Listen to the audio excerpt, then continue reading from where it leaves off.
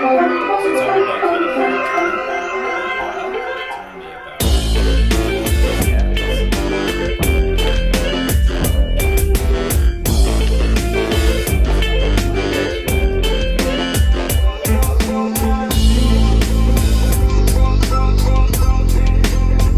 I know that this is Jerry Perry.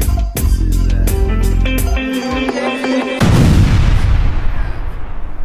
with us Jerry, the Gerardito Perry, Straight up Nana. self-given nickname. it's glad to know that I'm the Antonio's Mota replacement. Yeah. That's good. You can pull that up to your face if you want. Make sure you scoot it. There you go, perfect. Sorry guys, You'll I make don't know it. how it works. As long as This is you're on my video, first time. I know. I always think that I'm off camera too. I don't know. No, we should all be in frame. This is one of my many first times. Ooh. One of your many. So, anyways, multiple times. Yeah, multiple times. So yes, Gerardo, Doctor No, Gerardo Cortez. Gerardo is a doctor. Gerardo is a pharmacological scientist Yes. / biological scientist. He's got degrees in all sorts of things. He is a postdoc at UCSC, and he loves Katy Perry. Yeah, we're not here Oh, to yeah. talk about any of that other stuff. Just Katy Perry. Yeah. Yeah. What do you gotta say? Okay, hold on. How about this? Gerardito, Yeah. What? where do we start? What was your first song that you heard, not of Katy Perry, but when you were young, that you were like, I'm gonna dance to that song and sing and have a good time? Do you know? Yeah, Las Mañanitas. Las Mañanitas. Yeah, estas son las mañanitas que cantaba el rey David. Yeah, Las Mañanitas. What's that song about? What is it about? Las Mañanitas is a song that you sing or play in someone's birthday. To celebrate, like happy birthday to you. Yeah, it's Las Mañanitas. Las Mañanitas. Yeah. How old were you? I think I was like maybe 4 or 5. Really? You Yeah. tore it up though? You're all dancing and stuff? Yeah, Nice. because there are many versions about Las Mañanitas. You can find like hip hop versions. Estas son las mañanitas, you know. Cool. And you can find like the mariachi version that is the classic one. You know, and you can find like the pop version, the rock version. Yeah, Mañanitas is a very flexible song. Yeah, cool. Alright. Yes. Mañanitas. Yeah. What is that? What does it mean? What does Mañanitas mean? Explain that for the people that don't know. Like Oh, yeah. Myself, maybe. They don't speak really. I don't speak too much Spanish. I can understand it. Didn't know what you said. Mañanitas come from mañana. Mañana is Like like an apple. tomorrow, but mañanita is like little tomorrow. Mañanita, but it's in plural. Mañanitas. It's like the little tomorrows. Little Yeah. tomorrows. And it's named as Mañanitas because you sing that song to your people, someone that has a birthday, but in the morning, early in the morning. The first meet with someone that is having a birthday is like Las Mañanitas, very early in the morning. So like you wake up. And Yeah, you wake surprise, up. Surprise! Las Mañanitas. Yeah. See, I'm thinking Las Manzanas. Well, what, the apples? The apple. So months on Yeah. me? I don't The know. little I'm behind. apples. I'm behind. Yeah. What was after that? What was your journey from there to now to Mañanitas. Katy Perry's Yeah. biggest fan?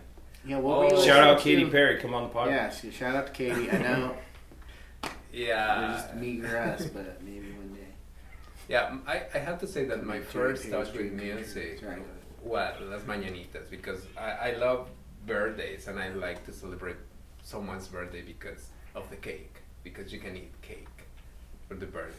So then moving music, my first English song that I really love is Other Side by Red Hot Chili Peppers. Really? Oh, Yeah. nice. When I was That's a classic. learning English at the school, because I am a technician English in Mexico, it's not the same thing here, you know, but at some point I studied English and I wanted to improve my language. And one of the listening practice is to listen to songs, you know, to spend like 50 minutes in a room listening many songs.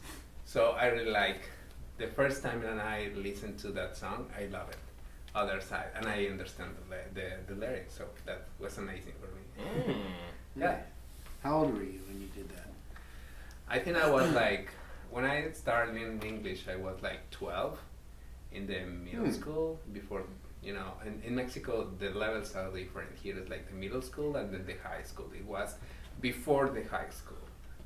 Kind of all to learn English, but it's when I started to learn the language. You speak Middle very school, well. 12 years old. Man, that's really. We have a guest here. This is Monita. Oh, Mona. She wanted to come hear about Jerry Perry's story. Mona. Yeah, so then I speak. I think I have improved my accent here because I have lived here for some years, but in the past I was like the Mexican version of Sofia Vergara. It's like I like the English because it's beautiful, that kind of accent. But now I think I have improved my accent. Your English you're doing very well. You have amazing. I would agree. You speak better than most of us. Proper English. True. So, Red Hot Chili Peppers. So then, you like a little bit of rock and roll. Oh yeah. Is there some Mexican rock and roll like For Latin sure. that you enjoy? Yeah, I like Moderato, El Detector de Metal, baby. I like Moderato, and there are many other bands. Maybe not like hard rock, but definitely not like pop. Maybe Maná. I mean, this is not Mexican, but Enanitos Verdes is a very, very good band. Like Hombres G, it's a Spanish band, and like that kind of music. But I have to say that when I was upset about music was when I listened to I Kissed a Girl by Katy Perry. Really? I remember that very well because I was almost graduating from the university. It was 2009, and I, with my two very good friends, we did an internship to go to a very small village in Puebla City because I'm from Puebla, Mexico. And Puebla. Yeah. Puebla, el mole poblano. El mole poblano. Mole. And then we were like, we were to support like very poor people. They don't have access to even to the basic health attention. So we went there to support them. And in the middle of the plaza, there was like a party, and then that song was played, I Kiss a Girl. I haven't kissed a girl, by the way, but I kissed a girl in the song. you should cut this, please. You would kiss Katy Perry though. Let's be clear. Yeah, if I could, yes, I would do it. Shout out Katy Perry, come on the pod. Yeah, shout out Kate. It's amazing because when we attend the last Katy Perry concert, in part of the show, she takes someone to the stage, and actually I had my speech ready if I was selected, but didn't happen. Is it a long speech? No, just like something very short, but something. I like more quality than quantity. I think it went something like. Did he read it to you? Well, he made it up on the spot, and I asked him. I said, "Well, what if Katie pulls you up on stage?" He's like, "Okay, I will prepare a speech." I thought you had it like written. No, you would piss your pants if you were yeah, on stage he'd with be Katy screaming. Perry, He'd bro. be I know you well screaming. enough. It'd be like a dance freak off. out, yeah. He would just be like, You would fangirl out so Yeah. hard. That'd be rad. That's right. I probably would too. Yeah, and after one tequila shot, I was very ready to go to the stage. yeah. More than ready, for sure. That's awesome. Katy Perry. Yeah. It's a great concert. Yeah, Wild. play show in Las Vegas. So let me ask you, Mhm. Katy Perry, why Katy? Why the Katy? Why the Katy Cats? I think because she's beautiful. I don't know, just kidding. That could be the I- reason. I think because I really connect That's with why I like her. with her lyrics. Maybe she's like very commercial and she's like her songs are like very catchy, but if you pay attention to the lyrics are just the truth. And I really like Right. the way she writes her How own she songs. presents them. Yeah, exactly. And I like her because she's the clear example that how you can express more with less. Because the English language is like that. You can express like a big idea in very few words. In Spanish, it's totally different. to express an idea, maybe even a small idea, you use You need a lot. lots of words. Yeah. But yeah, I like her. I like her music. But I'm moving to explore more options. For sure, I have more options. But if you ask me who's your favorite singer, for sure, I would say Katy Perry. Right. Yeah. All right. But I'm open now. Well, you like all kinds of stuff. Like we've Yeah. we've put on music downstairs, and Yeah. I love I love every kind of music because music has the property to be not just like exclusive of some people or some groups of people or Right. It can be for everybody. it can be for everybody, and also you can express the same idea in different kinds of music, you know. Right. Yeah, and I like mariachi, I like banda. When you are drinking some cervezas, I like to dance like banda, and I like mariachi, I like hard rock, and I like to be so gay with Katy Perry, and everything. But I could be a very, very strong man with, for example, U2, and I can also be a gay with Queen, and I can go back to be a strong man with other bands, but I With like you two. Yeah, you with two hard, that. strong man with Bono. Yeah. whatever, dude. Bono's cool, I Bono's guess. tough. Easy. I mean, he Yeah. might fight. They're Who knows? Irish. He might fight. Sunday That's what I'm Bloody saying. Sunday, bro. It was Yeah. about that thing in like the '80s or whatever. Bloody Sunday. Right? That was. Yeah. I'm probably so wrong, but I think it was in the '80s, like when they were growing up. That Crazy. there was like gnarly bombing Oh, like in like. I want to say Glasgow, but I'm not even sure if that's fucking Ireland. I'm not even. Yeah. It was in Ireland, dude, but probably not there. I don't even know. See, listen to us Americans spit out some shit. Yeah, I'll shut up. Where are we from? Planet Who Earth. knows? Who knows? Well, let me ask you something then. What kind of? I mean, we could go into this. What kind of you? I mean, explain to a little bit of people what you do scientifically, and do you listen to music to get yourself ready to kind of do your experiments? Like, what experiments do you do?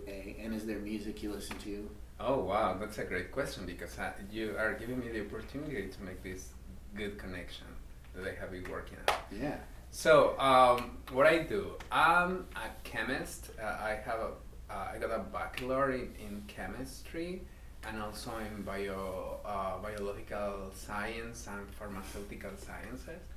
My friends said that I have spent my life with the books, and that's true. I love to read books, science books, but also books in general. So I graduated in Mexico, and then I got a master and a PhD in Mexico and part in Spain. And after that, it's very funny because I met my current boss in Spain, in Torremolinos, Malaga.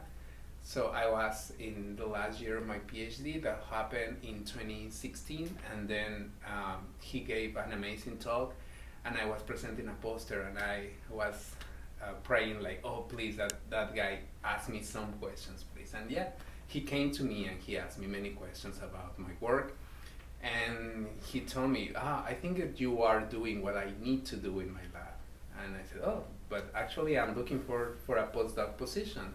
And he told me, okay, once that you got your title, you know, your once that you have your defense, please email me and we can do something. And that happened. Yes, because I did my dissertation in December 9, 2016, and the day after I emailed him. And he told me, yes, of course, we can do something. And we applied for a fellowship between Mexico and the USA. Explain what a fellowship is. A fellowship, the name of the fellowship, a fellowship is government program that basically gives you money to do research. Okay. But this Gives money, like the lab money, or gives the individual money? no, it's money that goes directly to an institution, and the institution is in charge for the administration of this money, Okay. and distribute this money to the place that you are doing your research and your salary and maybe some supplies. So then I applied on 2017, March 2017, and I was accepted on July. And then I came here to the USA for the first time in October 2017. And then I applied to renew the fellowship, and I got it, and I stayed here 2 years. And then my boss was planning to renew my contract, but the pandemic came. So I had to go back to my country, and I spent in my country like 2 years. I was very, very lucky because I was working in during the pandemic, like in Mexico. And then my boss called me on June 30, 2021, and he asked me, do you want to come back? And I said, absolutely, yes. So then I applied for the visa. The visa appointments were like 2 years away because it was the pandemic. So, but I'm very persistent, and I called many times to the American embassy, and I explained my situation, and they give me an emergency appointment 3 days after. So that was great because my appointment was scheduled to begin on September 2021. So in the end, we were delayed like 1 month, and I started my appointment. I restart my appointment on October 1st, 2021. Cool. It's my dad's birthday. Oh, really? Mm-hmm. Nice. 2021? Your dad was born in 2021? Let's sing Las Mañanitas. Jesus Christ. He's a time traveler, dude. It's wild as it comes. He So- came out a full-grown adult and had Scott. Now explain all that other shit you were talking about, yeah. like dissertation. No, don't, please don't. No. I'm going to summarize what Nick asked about what I do in the lab. I work in a research lab at UCSC, and I work with antimicrobial resistance in bacteria. According to the World Health Organization, the antimicrobial resistance in microorganisms is one of the top 10 public health that need to be, not public health, top 10 problems that must be addressed in the next year, because it's the top 10. Also with some... year or like years to come? Years. Yeah. According to this organization, Near future. the near future means like now, the next 20 years. Right. So, according to that organization, this is a big issue to be resolved because people are dying because some infections that are caused by bacteria that are not susceptible to the antibiotics. Right. So basically what I do in the lab is to analyze the mechanism through these resistant genes are transferred in bacteria. So like how they're transferred? Yeah, how these resistant genes are transferred. There are 3 main mechanisms in which these resistant genes could be transferred in bacteria. One is transfection, that is mediated by virus. One is transformation, that basically is that the bacteria take DNA from outside, it's like absorb DNA. And the third mechanism that I'm analyzing is conjugation. That is basically how the bacteria are connected through a pili, and these resistant genes are transferred through this pili. Basically, I'm analyzing how these bacteria are having sex. Pili? Pili. What is that? P-I. Don't be asking. You might not have The one. pili, it's the pili, it's a What do you got physical down there? physical structure that basically is like a bridge that connects to bacteria. Okay. Physical structure that can. So the bacteria. So It's like a tendon, kind of, right? Like in a muscle or something like that? Like connecting... It's like a penny. penis. Yeah. Like a penis. Okay, Yeah. so like 2 penises going. Like 2 Pizza? penises But docking. it's like one male, one female, because the one that has it is the donor, and the one that received this is the recipient. Right. Yeah. So, and this is concerning because most, the bacteria in the environment that are causing like infections in humans, that are causing infections in animals, that are causing foodborne disease, all these bacteria are able to transfer these resistant genes between them. And that's concerning because now we are sharing bacteria with animals. That's concerning because bacteria are like breaking that host limitation that, it's known that some bacteria only cause infections in human, but now some bacteria that are causing infections in human are causing infections in animals, and vice versa, So we're actually catching stuff that we shouldn't be. Well, Yeah. and is that like a thing that you guys know to be like a new occurrence, or has that been happening for a long time? Like, I mean, rats gave us the plague, or flies even, I think it was too. Definitely this phenomena has been happening in the last, in the past. However, now it's like easier. It's like... it's more of like the curve is like, a lot more. Because, for example, I love pets, I love dogs, I love cats, and I respect animals, but sometimes we break that physical, like barrier, the contention, because you kiss your cat or you kiss your dog, and sometimes it's very sweet to kiss them, and it's like, you love them, but they have a flora that is not yours. In that way, when you kiss them and when you share like the same cup or the same plate, you basically are getting some bacteria, and you are also transferring them some bacteria that are not part of their flora. So it's complicated because you can transfer them some bad bacteria, and they also can transfer you like bad bacteria. I have a paper that was published in 2015. This was my first paper, and we analyzed strains, E. coli strains. E. coli is a bacterium that we all have in the intestine because it's part of us, and actually it has a symbiotic relationship with us, because we needed to metabolize some vitamins like the K vitamin that is very important for us. Right. So E. coli works on that metabolization. So, but there are some E. coli clones that are dangerous for us and that cause some disease. Clones? Clones is like a group of E. coli. For example, we all are humans, but some of us are like, we can cluster people according to for example, where they are from. For example, the Mexican, the American, the Colombian, there are clones. Exactly. So we work with some strains isolated from humans and isolated from pets, specifically dogs and cats. And we saw that they all have the same resistant genes, and they all have the same bacteria. I mean, the same clone. In molecular biology and in genetics, there are some characterizations to differentiate between E. coli. So we determined that these E. coli are being transferred between humans and animals, in this case, and pets. Yeah. And that's new. That's new. That's a new thing. So I need to quit kissing old Mona that you guys saw on my lap here. Got to quit giving her the old smooches. And also the problem with the antimicrobial resistance is that we don't have more antibiotic options. 6 feet, dude. Yeah, exactly.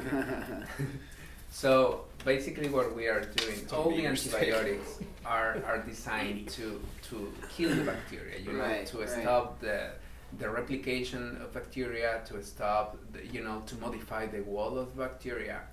But, the pharmaceuticals don't want to invest more money, because once that a new antibiotic is released in the market, like 3-6 months later, bacteria are presenting or are showing resistance to this new drug. So it's not a business for the pharmaceuticals to keep pouring money every 3 months into something. Exactly. So, with all that said, what kind of experiments are you doing? So, like, you're growing bacteria? Yes, we're growing bacteria all the time in the lab. We grow with like multi-drug resistant bacteria, like bacteria that are resistant to more than 2 classes of antibiotics.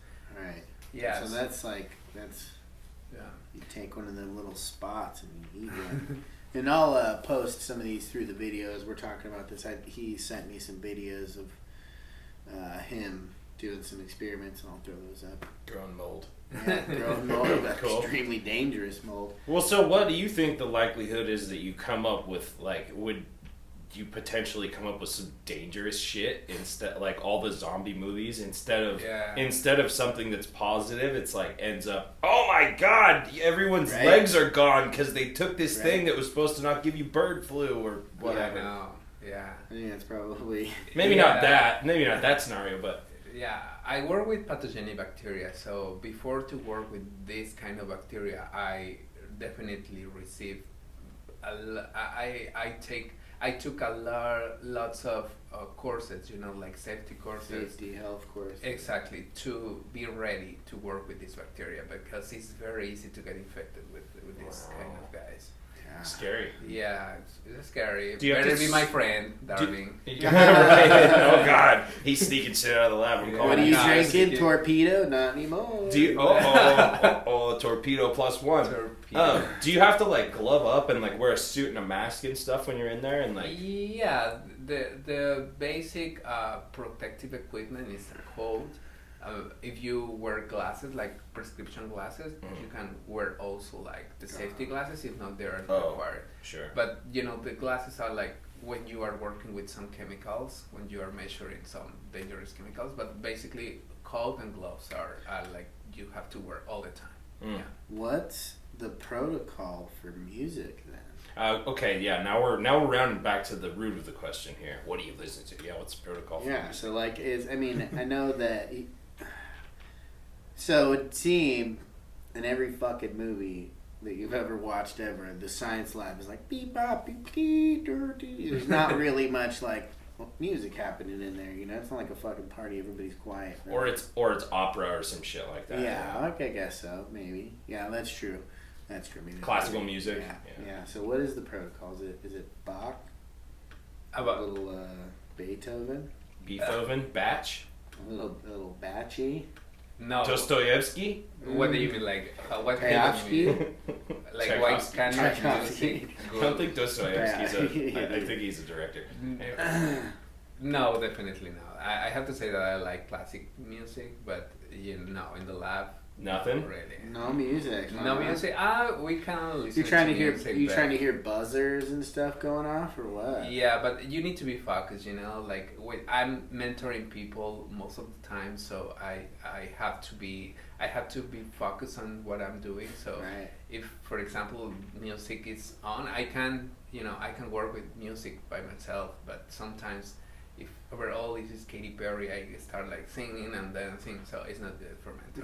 A little distracting. Yeah. Really just showing the... Yeah, I prefer to work without music because it's very easy to make mistakes in the lab. And those mistakes, you know, all of them could be like, you can fix them, but it's better to don't have the risk.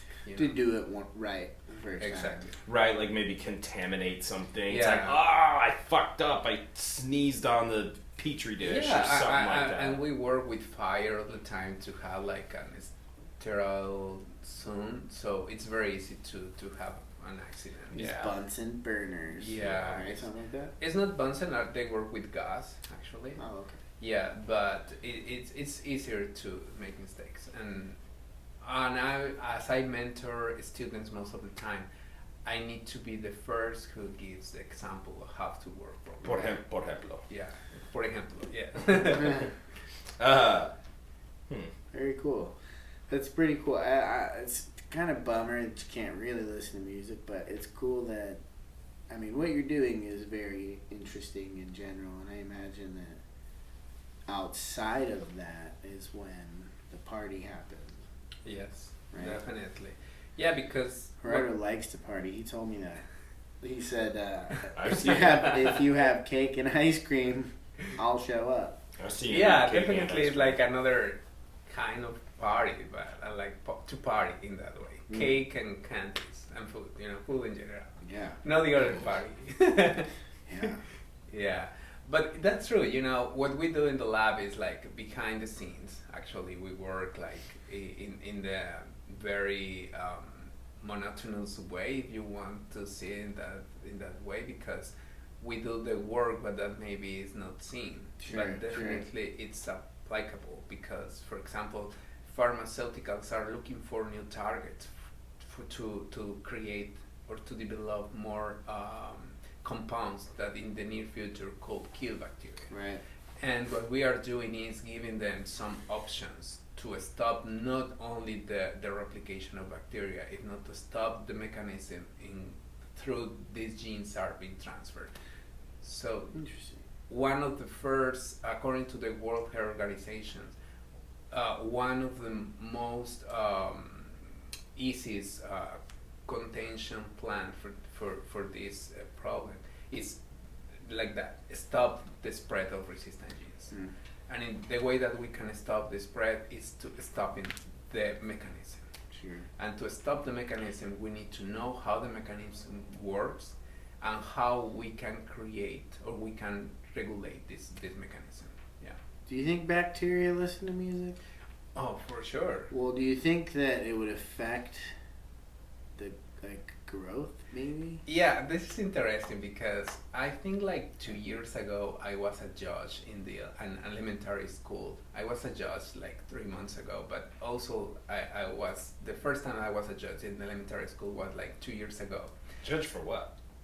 For a science like fair. a science fair. A science fair for the kids. And in town. Very, very. It's so much fun, you know. Yeah, it does sound fun. I love the kids. For you, I'm sure. Yeah. And you know, and they ask many like interesting questions. You know, even maybe they are not involved with science in a very professional way, but they are scientists. You know, at some point because they are asking questions. And one of the projects was about these little girls. Were evaluating the growth of bacteria when they play different kind of music, and they saw a difference. You know, like if you play classic music, is classic or classical music? Whatever. Classical music would be the Bach, Beethoven, all those.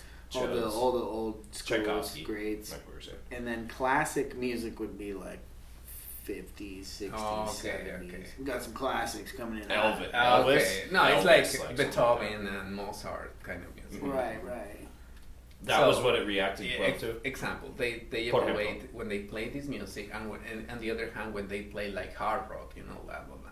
And interestingly, they saw that bacteria grow faster when they play classic music, you know. And the main question is why they are growing like that. Not so much maybe vibration. Yeah, exactly. That's the answer goes in that way. But the little girls say, oh, because classic music is like more like slow and you relax, and if you are relaxed, you can flow. You can go with the flow, and maybe the bacteria are going with the flow, just growing. You know, I love their That's a great answer. Yeah. I mean, you know, it doesn't have to be all about what's right. Yeah, right?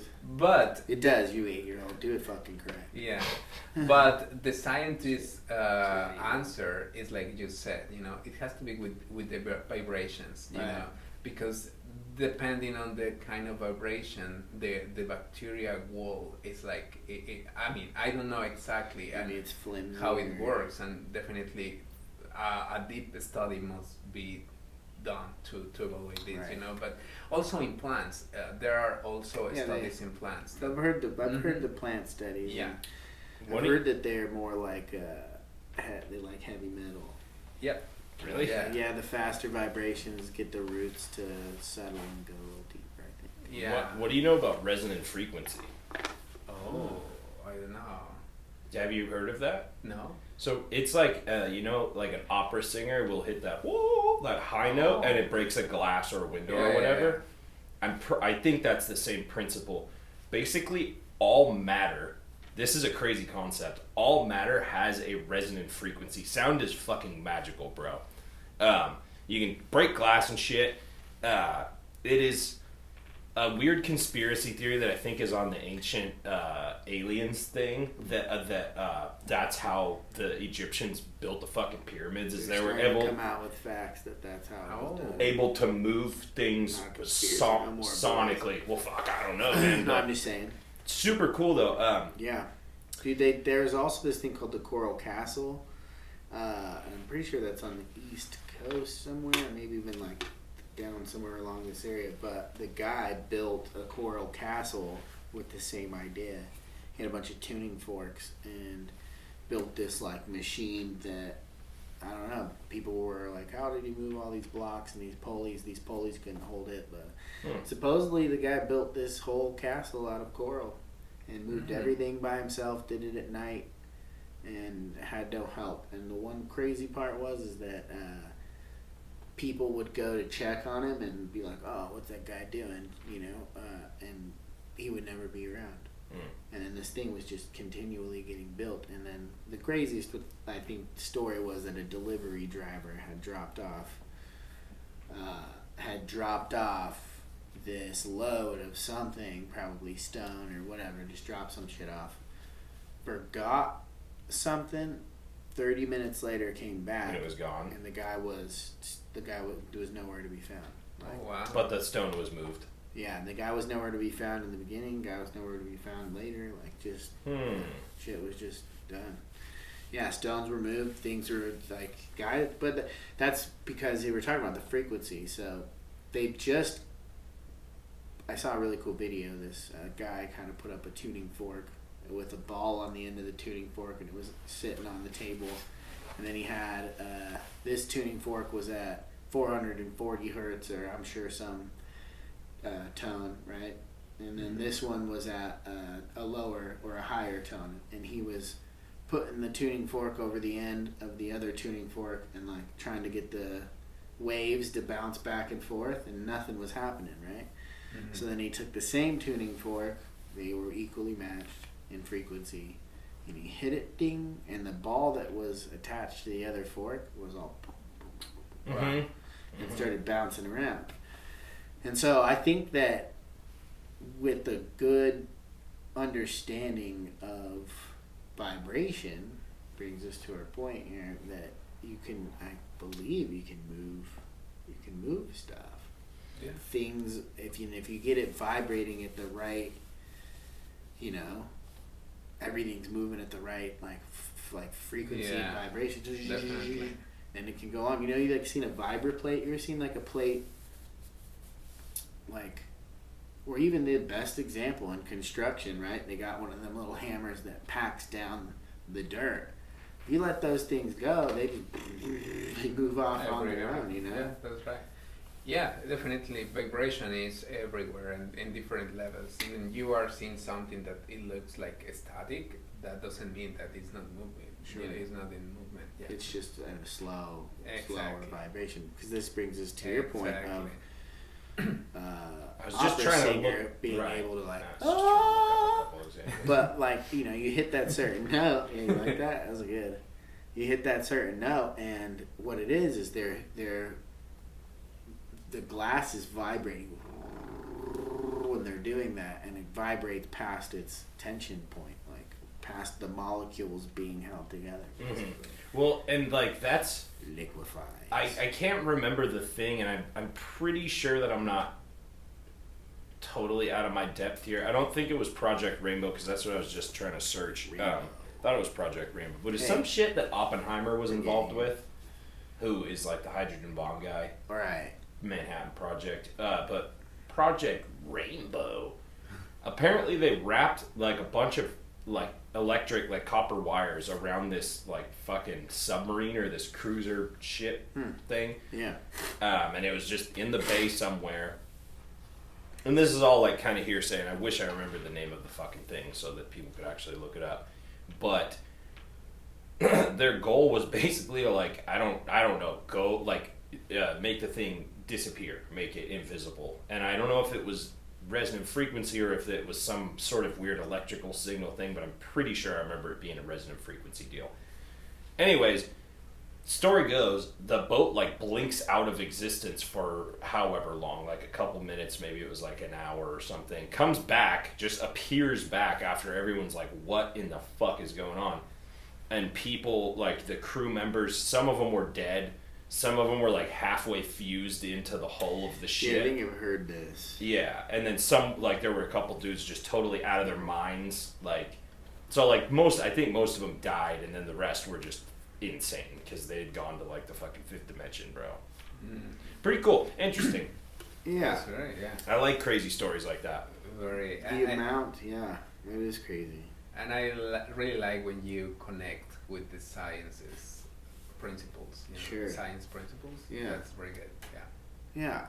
I think that even we get down to frequencies and tones, and like even the natives back, I mean, even where you're from, Puebla, and I'm sure like a few other Chiapas and all these other places around those areas, and the Mayans and all these other people, they had, they had songs and they sang and they did these ceremonies where drums were beat and people were chanting and things were going, and you got to think like people understood the power of just your own voice being able to like produce sound and actually make it sound something like halfway decent. And you think about it, like you heard them like Mongolian throat singing.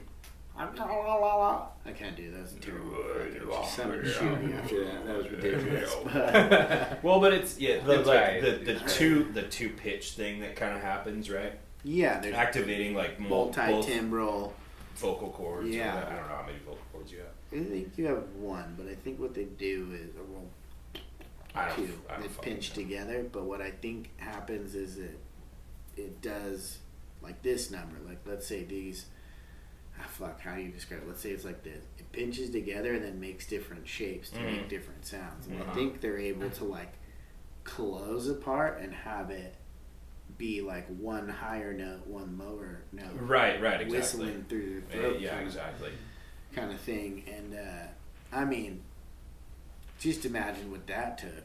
People just like sitting around bellowing, on a mountain. Yeah, or in a cave probably, because that's probably where they got most of the resonance. You think about a lot of these ceremonies that happen were somewhere in and around where they could get a lot of like sound going, Yeah. Not always, but like that's what it was at. Definitely that's one of music's characteristics, that you can that you can communicate like even feelings depending on the right, the sound or the tone. The note. Absolutely. It's very true. I was going to ask you, traditional music in Puebla, I know that you're native for sure. You are a native Pueblan. I made that last part up. Don't shoot me, any Mexicans, thank you. You're native from Puebla, but you are definitely like a native blood type. You're Mexican. Yes, I'm 100% Mexican. Yeah, you're not no Spanish in you, sir. Maybe the last name. Yeah, my last name for sure is like Spanish. And maybe if I do my genetic analysis about your background, definitely it's like mixed, Let a white guy tell you. Yeah, something. Crucify me, internet. Comes back to actually you're related to actual Cortez. Yeah, or fuck, he's all what? 30% white. Yeah, exactly. So, but as far as I know, I'm Mexican. This is my boyfriend, people, by the way. So I can choose him. It's true. He's my friend, but I'm shutting the fuck up. So. But yeah, 100%. Well, what I was going with that was there any type of like traditional music besides mariachi and the mariachi and all these other like bandas and corridos and the other stuff? Is there anything that like this is the folk festival where we're playing the banjo? You know what I mean? Like the original drums and singing and maybe offbeat instruments that aren't actually played anymore. Yeah, that's a very good question. Is it like a festival or something? Yeah, Puebla, it's in the middle of the country. The geographic location of Puebla is like in the middle of the country next to Mexico City, next to the Mexico state. So due to its location, this is a very multicultural place. Right. So in which you can find like many kind of types of music, but definitely in the small villages, they have like very specific festivals with specific instruments and specific kind of music that you can find in any other state in Mexico. Yeah. For example, the place where I'm from originally, the San Miguel, is like in the east of Puebla. Is almost with the limits with Veracruz. That is the next state. Right. And yeah, there are like in the fiestas. It's like when you celebrate maybe some. Mexico is like a Catholic country. Right. So when you celebrate the Santos, like the holy person, the name or something, Yeah, definitely. I like some festivals with some native instruments and native singers. That sometimes for you doesn't make sense what they are saying, but they are saying something. Right. They are communicating something. Yeah. What are some instruments that like we wouldn't drums? Know? Like they have like trippy, like just ones we wouldn't have seen. Those one are one of the variations. Mariachis don't usually have. It's just strings and singing, right? Trumpet, strings. Yeah, horns, exactly. Horns. So mariachis are originally from Guadalajara, from Jalisco. Mm-hmm. The name of the state is Jalisco. The name of the city, the capital city of Jalisco, is Guadalajara, and the mariachis are originally from Guadalajara. But mariachi has different versions depending on the state that you are. That's cool. Yeah. How many states are there in Mexico? 31. Boy, howdy. Yeah. Jeez. So, 31 states in Mexico. These festivals happen certain times a year, and are there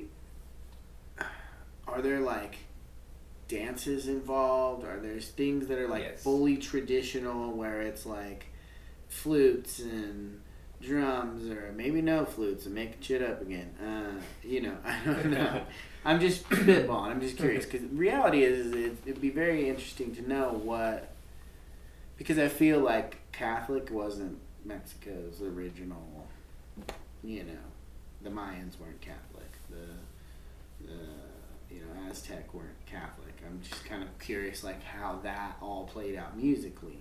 Like what kind of things they did, or like more like the people around here, like what they did for music in those times. Come on, you're a historian, Gerardo. Why aren't you telling me this? I thought you said that you were a doctor of history. Oh my God, this is a test. I'm just curious. I know.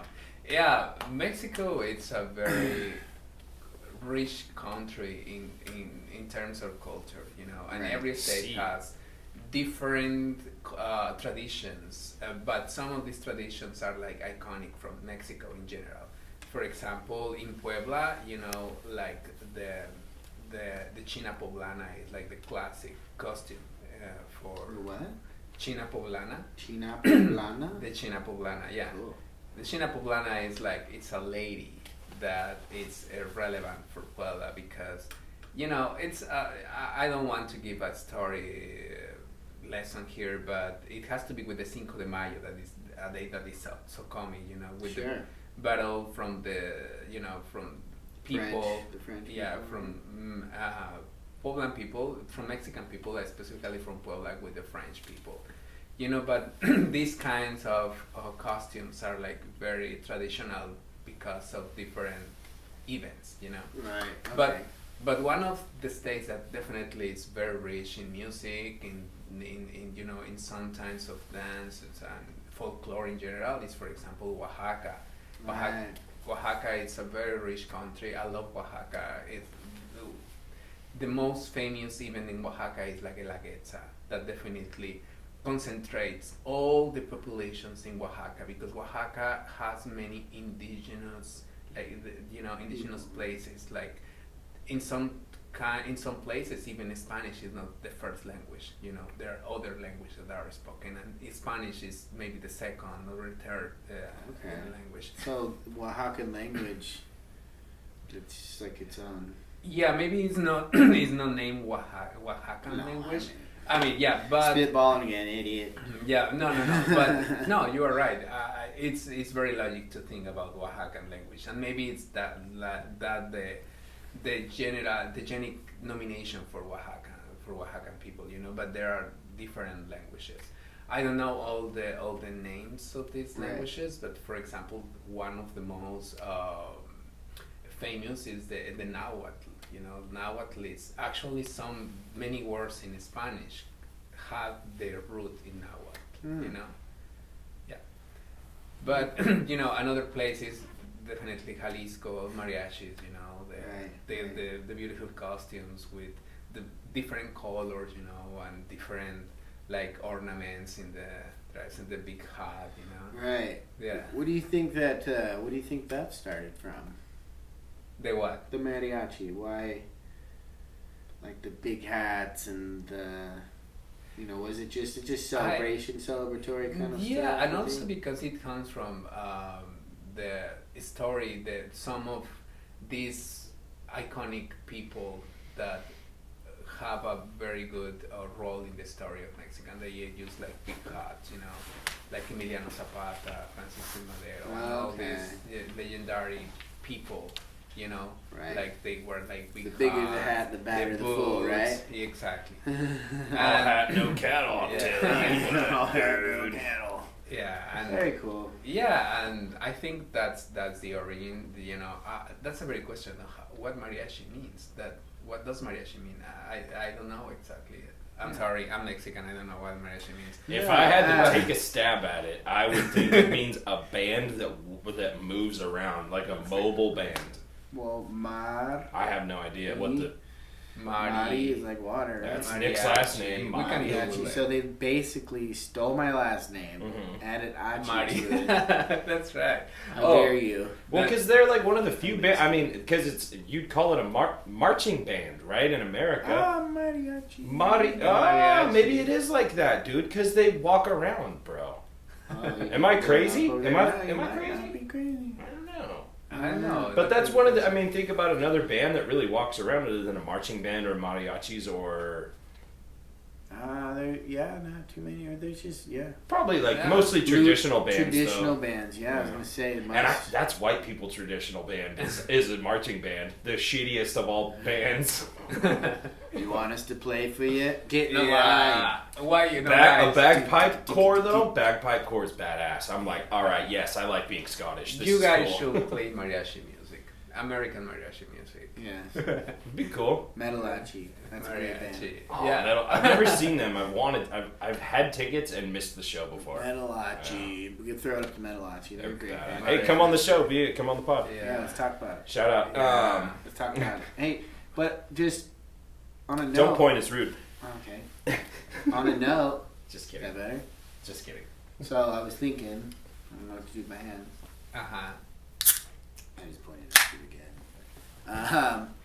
Well, traditional, like, so I could give you like an example of like traditional white people music. It would be like the banjo, almost positive. Okay. You know, like banjo's actually originated in Africa.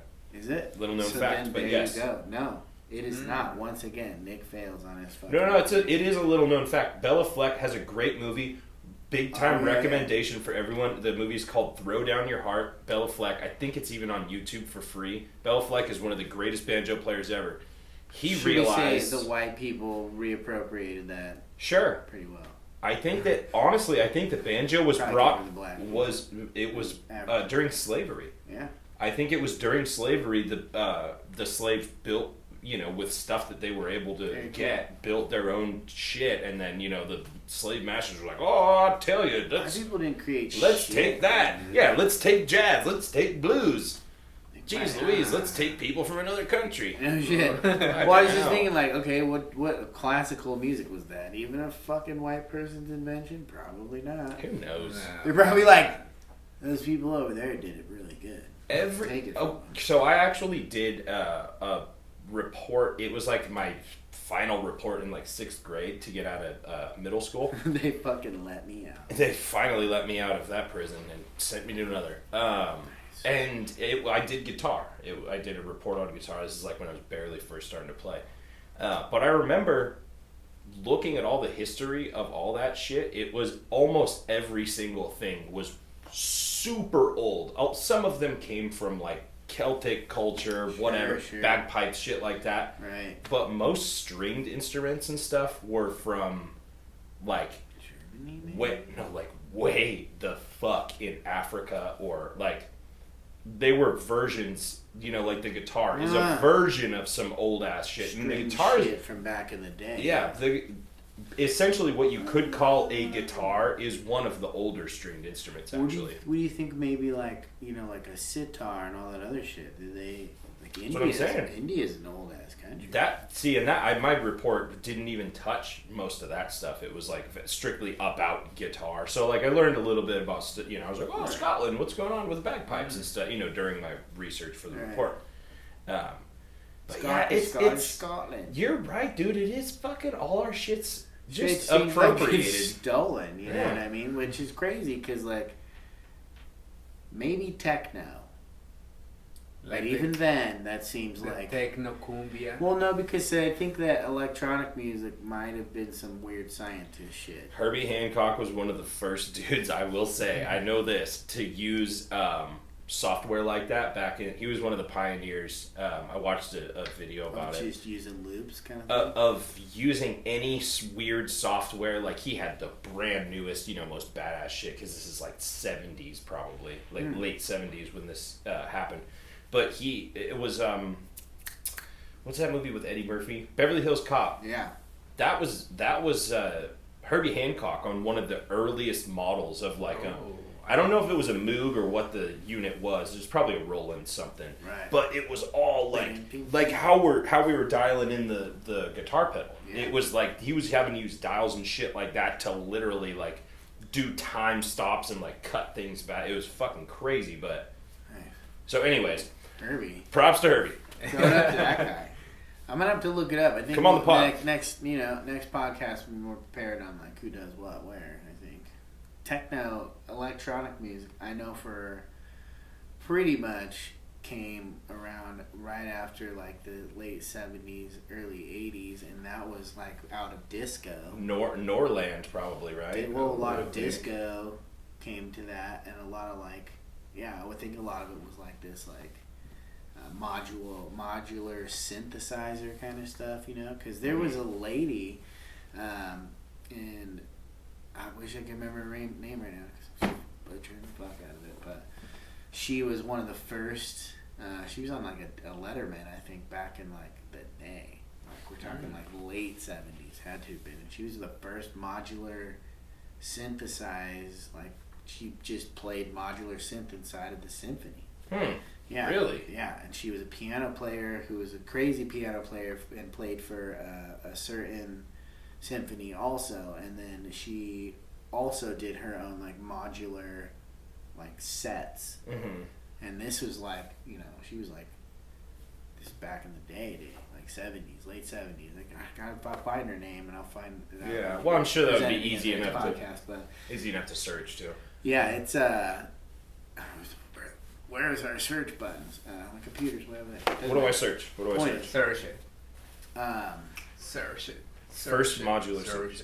Yeah, look up first female modular. First female modular synthesizer, David Letterman. There you go. Perfect. See what we got here. I know the answer. Siani? Yeah, Siani what?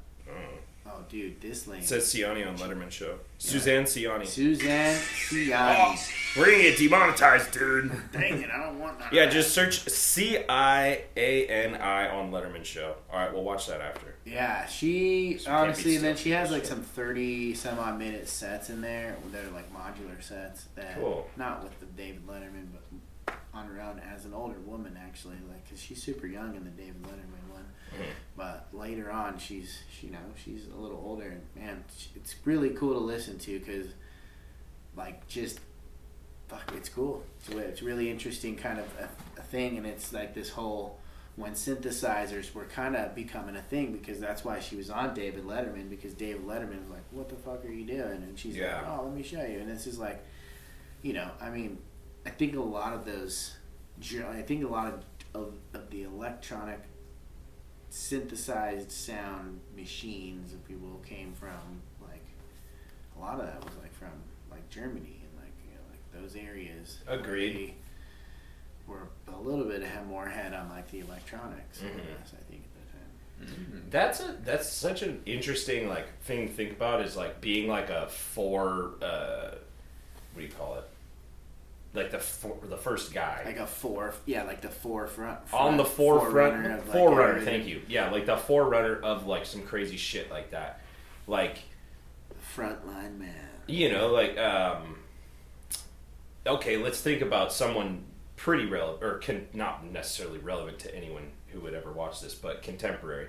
that one guy. Yeah. Right? Like, sort of this... And I don't know how long the whole one-man band thing has been going on, but I'm sure forever. Oh, you know, forever. a guy with a big old drum on his back, and he's got a guitar, and he's fucking doing the Bob Dylan. Hey! That whole thing, but, like, bringing that to, like, a whole... into sort of the zone that you're talking about of, like, techno and using the technology that exists, but in such a creative, insane way. Right. Of the whole one-man band idea, because you have to just be a nutcase who can, like, tie a string onto a kick drum and still play guitar and just move your elbows sometimes and, like, you know, be hitting the tambourine with your shoe. Right. Still, like, be able to actually produce music. I'm multi-talented. I think that's been going on for a while. I think that, you know, the one-person band is, shoot, that's been around forever. Has to have been, right? Yeah, it has to have been. Some dude sitting on the front porch being like, I'm bored. Don't. He's tapping your feet. That's two bands, two parts right there, right? Yeah, two of them. It's crazy. There's still nothing really more impressive to me than a guy who can, or gal, a person, a human being, who can just sit there with either a guitar or a piano or even on a drum kit. Drums are some of the most impressive to me because I cannot even fathom working my feet and my hands like that. But someone who can sing even halfway decent while they do that shit, right? Like, because I know how hard it is for me. I gotta have the chart to and even do it halfway good. Right. You know, but like seeing people like Brett is a really good example. He can fucking sing the shit out of stuff, and I don't know about his keyboard ability, but he plays drums and sings, and he fucking plays guitar and sings, and that is just like, take your breath away. You know, that's how it feels for me. Yeah, I mean, pretty cool shit. It is very cool when people can do that. Yeah, you know, they definitely multi-talented. Takes a lot of practice. Takes a lot of talent. Gerardo, you ever play any instruments? I tried to learn to play guitar in the high school, but after that I gave up because I was very focused on my education, and I really like it. I would like to do it now, but I need time. You know, I know that you can find the time because everything is about organization. Right. But sure. I will, and desire. When I decide to do something, I would like to do it well. Yeah. So, because I remember playing with you. I only asked so that you could explain yourself, because I remember playing with you downstairs, and it was, I think we all had guitars. It was like you, me, and Ari, and maybe even Tony, and we all had guitars. And Ari's pretty good. Like, she knows some stuff, and you were pretty good. I remember that, or it was the same day at least. You like were able to do a couple chords. You were like, oh, that's an A. That's the whatever. Okay, got it. Yeah, the basic of the basic. I think is that when we made a pizza. No, we made that up in the car. Oh, yeah. Oh yeah, that was in the car. Oh yeah. Yeah. Pizza. That was a good challenge. Large. Oh yeah. Extra large. All right. I love all right. extra large pizza. So why don't we wrap it up here to how about old Katy Perry, and then let's get one last question. Yeah, if you could pick one Katy Perry song, it would be your favorite. Okay. Which one would that be? Can I guess what his is gonna be? Yeah. Baby, you're a fool. I would have said that, but I was gonna say "Kiss the Girl." You already were talking about "I Kissed a Girl." That was the first one you heard, though. Yeah, right? yeah. When you think you're done, you're never really done. I know, Which one? It's in contrast, it's like surprisingly that the most famous songs by Katy Perry are not my favorite ones, for sure, you know. Because you're a real fan. Yeah, I like more songs that are not very known, you know, like in different albums, like maybe they were not released as a single, but I like more the behind songs instead of the commercial songs, you know. Yeah, that's why he's a true fan. Yeah, and my favorite, if you know, answering these questions about what my favorite song. I would like to say that my favorite song is Titty Eyes. That is Titty Eyes? Titty Eyes, like ojos Teary llorosos. Titty Eyes. Yeah, that song. This song was released in her last album. The album was named Smile, you know. And the reason why I really like this song, because it's like basically what she says in this song is like, never mind if you are not in a good moment. Never mind if you are not happy now. And maybe never mind if you are not having what you expect, you know. But the most important is that you enjoy your life. Because at some point, everything will happen. So that's why I really like that song. Cool. Yeah. Titty eyes. The lyrics says like, keep on dancing with those teary eyes, and I promise that one day they will dry. And that's true, you know, because every time that you are passing a bad moment, you think that it will be forever, but it's not. Never is. Nothing is forever, you know. Sure.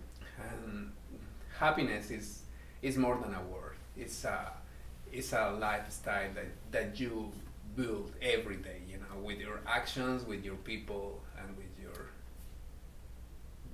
your feelings. How do you feel about it, you know? How do you connect your feelings with your actions? Well put. Yep.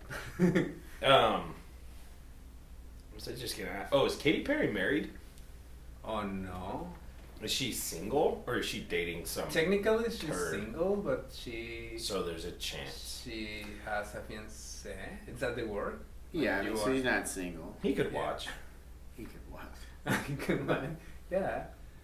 Yeah. All right. Well, thank you, Gerardo. Well, and I appreciate you coming. Oh no, thank you us very up, much. telling us a little about science. Well done, buddy. For this invitation. I love the podcast, and I wish you guys the best. And you are great musicians. Oh, the three of you guys. Aw, Besos. appreciate Besos. you. I'll see you on Wednesday to get that finger in my ass. Oh my god.